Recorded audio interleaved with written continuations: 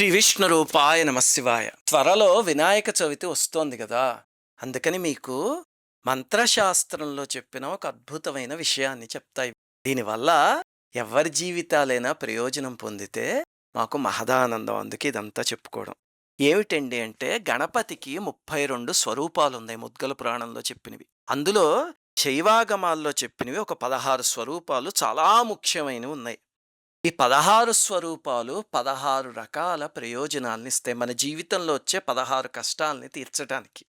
అందులో ప్రతి స్వరూపానికి ఒక ధ్యాన శ్లోకం ఉంది. ఇది మంత్రం కాదు, శ్లోకం. అందుకని ఎవ్వరైనా, ఏ కులం వాళ్ళైనా, పెద్దవాళ్ళైనా, చిన్నవాళ్ళైనా కూడా చేసుకోవచ్చు ఆ శ్లోకాన్ని. అది చేసుకుంటూ ఆ గణపతిని ఆరాధించగలిగితే అంటే 7 రోజులు కానీ, లేకపోతే 11 రోజులు కానీ, మండలం కానీ అలాగా చేయగలిగితే కనుక తప్పకుండా గణపతి అనుగ్రహం కలుగుతుంది అని చెప్పారనమాట. అవి ఏమిటి అనేది మీకు ఈరోజు వీడియోలో చెప్తా. సరే, ఈ షోడశ గణపతుల్లో మొట్టమొదటి గణపతి స్వరూపాన్ని బాలగణపతి అని పిలుస్తారు. ఆ గణపతి యొక్క ధ్యాన శ్లోకాన్ని ప్రతిరోజు 32 సార్లు భక్తితో పఠించగలిగితే కనుక బుద్ధి వికాసం కలుగుతుంది అని చెప్పారు. కొన్ని కుటుంబాల్లో చూడండి, పాపం పిల్లలకి ఎంత నేర్పించినా సరే తలకెక్కదు. ఇంకా తల్లిదండ్రులో, టీచర్లో కొడుతూ ఉన్నా సరే పాపం వాళ్ళకి తలకెక్కదు. వాళ్ళే చెప్పేస్తారు, మీరు ఎంత చెప్తున్నా మాకు ఎక్కట్లేదు అని. అలాంటప్పుడు ఆ పిల్లల చేత ఈ శ్లోకాన్ని ప్రతిరోజు 32 సార్లు చదివించగలిగితే కనుక బుద్ధి వికాసం దొరుకుతుంది. ఇంతకీ ఆ శ్లోకం ఏమిటి అంటే, కరస్థ కదలీచూత పనసేక్షుకమోదకం బాలసూర్యమిమం వందే దేవం బాలగణాధిపం. ఇది ఆ గణపతి ధ్యాన శ్లోకం. దీన్ని రోజుకు 32 సార్లు చేయించండి. ఇప్పుడు ఈ బాలగణపతి స్వరూపం ఇక్కడ చూపిస్తున్నాను చూడండి, అది ధ్యాన స్వరూపం. ఈ స్వరూపాన్ని భావిస్తూ చేయండి. ఎక్కడది శిల్పము అంటే, బ్రహ్మశ్రీ సామవేదం షణ్ముఖ శర్మ గారు ఉన్నారు కదా, వారు మన కాలంలో మహర్షి. మనకి పురాణాల్లో మహర్షుల గురించి వర్ణిస్తే మనం వాళ్ళని ఎప్పుడు చూడలేదు. మనం కళ్ళతో చూసే మహర్షి వీరు. వీరు రాజమండ్రిలో కొంతమూరు అని ఒక ప్రదేశం ఉంది. అక్కడ వల్లభ గణపతి అని ఒక గణపతికి ఒక ఆలయం కట్టించారు. నేను మీకు ఎప్పుడో గతంలో ఆ ఆలయం గురించి ఒకసారి చెప్పాను కూడా. ఆ ఆలయంలో చుట్టూ ప్రదక్షిణం చేస్తూ ఉంటే మనం ఈ 16 గణపతుల రూపాల్ని అక్కడ కృష్ణశిలతో శిల్పాల కింద చెక్కించారు. చాలా గొప్పగా ఉంటుంది. మంత్రశాస్త్రంలో ఎలా వర్ణించారో సరిగ్గా అలాగే చెక్కించారు. ఆ స్వరూపాల ఫోటో ఇది. సరే, ఇప్పుడు రెండవ గణపతి, ఆయన్ని తరుణ గణపతి అని పిలుస్తారు. ఆయన ధ్యాన శ్లోకాన్ని ప్రతిరోజు 32 సార్లు పఠించారనుకోండి, కార్యసాధనకి కావాల్సిన దీక్ష, ఆ కార్యసాధన వల్ల సిద్ధి, ఆ 2 లభిస్తాయట. అంటే అర్థం ఏమిటి? మనం కొన్నిసార్లు ఒక పని ప్రారంభిస్తాం. అంటే ఏదో డేటా సైన్స్ నేర్చుకోవాలి అని మొదలుపెట్టారనుకోండి. కొన్నాళ్ళు పోయేసరికి ఆ పట్టుదల జారిపోతుంది. పెయింటింగ్ నేర్చుకోవాలో, సంగీతం నేర్చుకోవాలో అని మొదలుపెడితే ఆ కార్యం సిద్ధించేదాకా మన పట్టుదల ఉండదు, జారిపోతుంది. ఈ తరుణ గణపతి ధ్యాన శ్లోకాన్ని ప్రతిరోజు 32 సార్లు పఠిస్తే కనుక దానికి దీక్ష దొరుకుతుంది, అలాగనే సిద్ధి కూడా కలుగుతుంది అని చెప్పారు.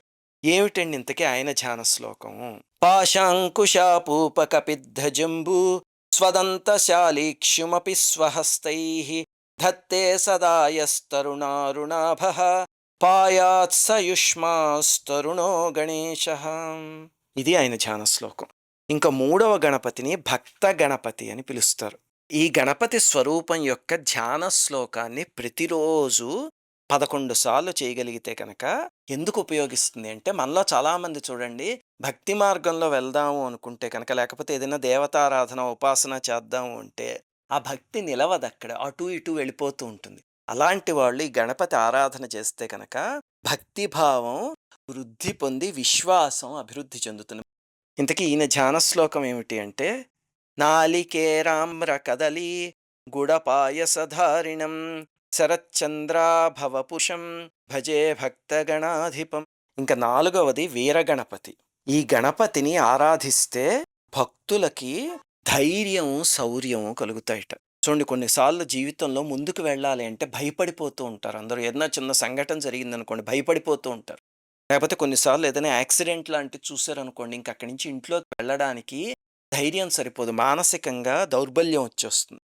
అలాంటప్పుడు ఈ గణపతిని ఆరాధన చేయగలిగితే కనుక వెంటనే ధైర్యము, శౌర్యము కలుగుతాయి. ఈ గణపతి ధ్యాన శ్లోకాన్ని రోజుకి 16 సార్లు చెయ్యాలి. ఇంకా ఈ ధ్యాన శ్లోకాలన్నీ చెప్తూ ఉంటే వీడియో పెద్దదైపోతుంది కదా, అందుకని అవన్నీ కూడా వీడియో కింద ఉన్న డిస్క్రిప్షన్లో PDF రూపంలో ఇస్తాం. ఒక్కొక్క శ్లోకమే కదా, మీరే చూసి చదివేసుకోవచ్చు.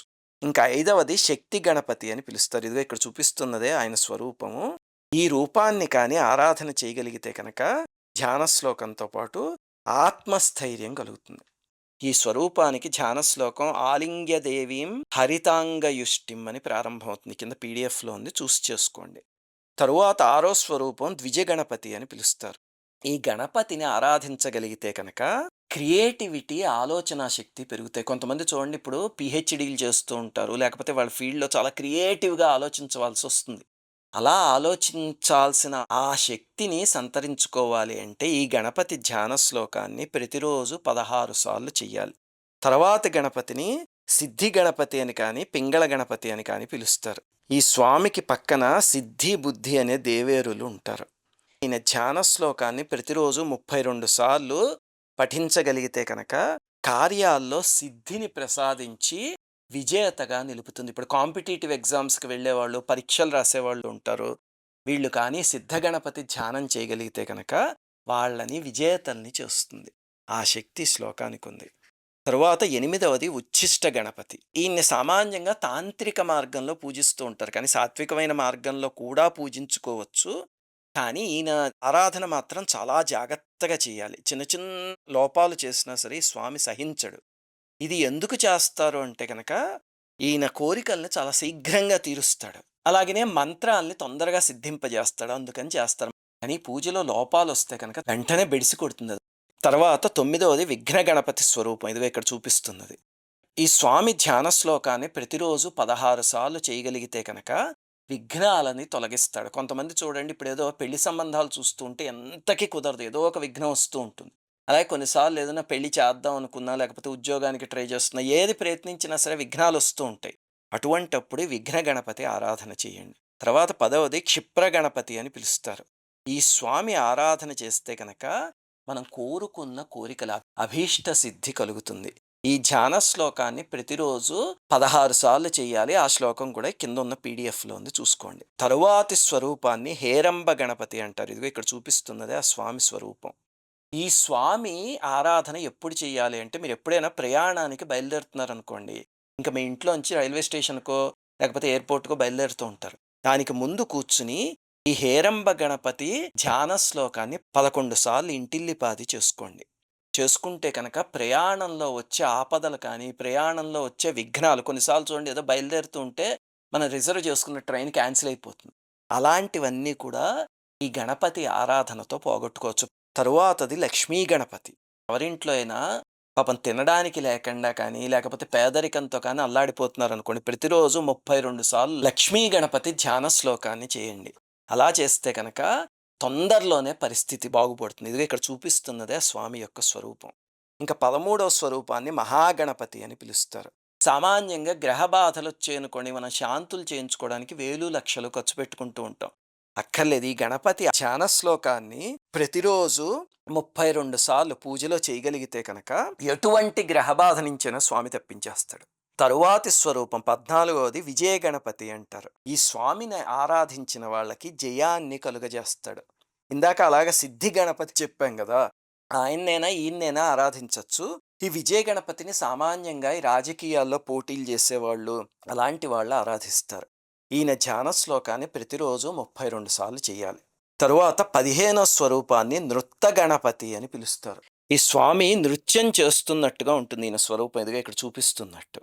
ఈయన స్వరూపాన్ని, ఈయన ధ్యాన శ్లోకాన్ని ప్రతిరోజు 32 సార్లు చేయగలిగితే కనుక జీవితంలో ఎప్పుడైనా మనశ్శాంతి లేకుండా పోతుంది. చూడండి, కొన్నిసార్లు చాలా చిరాగ్గా అనిపిస్తుంది. చిచి అన్నీ ఉన్నాయిరా, ఏమిటి మనశ్శాంతి లేదు అనుకునే వాళ్ళు ఉంటారు. వాళ్ళు ఇది చేయగలిగితే కనుక వెంటనే మనస్సు శాంతించేస్తుంది. ఈ గణపతి శక్తి అది. ఇంకా 16వది ఊర్ధ్వ గణపతి. ఈ గణపతిని ఆరాధించగలిగితే కనుక మీకు అన్యాయంగా ఎప్పుడైనా శిక్ష పడింది అనుకోండి, అధికారుల దగ్గరించి కానీ, లేకపోతే కారాగార వాసం లాంటివి కానీ, వెంటనే దాని నుంచి బయటపడచ్చు. ఈ ఊర్ధ్వ గణపతి ధ్యాన శ్లోకాన్ని ప్రతిరోజు 32 సార్లు చేయాలి. ఇవి షోడశ గణపతుల యొక్క ఆరాధనా విధానాలు. వీరందరి ధ్యాన శ్లోకాలు ఈ వీడియో కింద డిస్క్రిప్షన్లో ఉన్నాయి. అలాగే వీరి స్వరూపాలని కూడా ఇక్కడ ఇస్తున్నాం. మీకు ఏది అవసరమో అది చూసి తప్పకుండా చేసుకుని గణపతి అనుగ్రహం వల్ల ఆ రకమైన కష్టం నుంచి బయటపడాలి అని కోరుకుంటున్నాం. శ్రీమాత్రే నమః.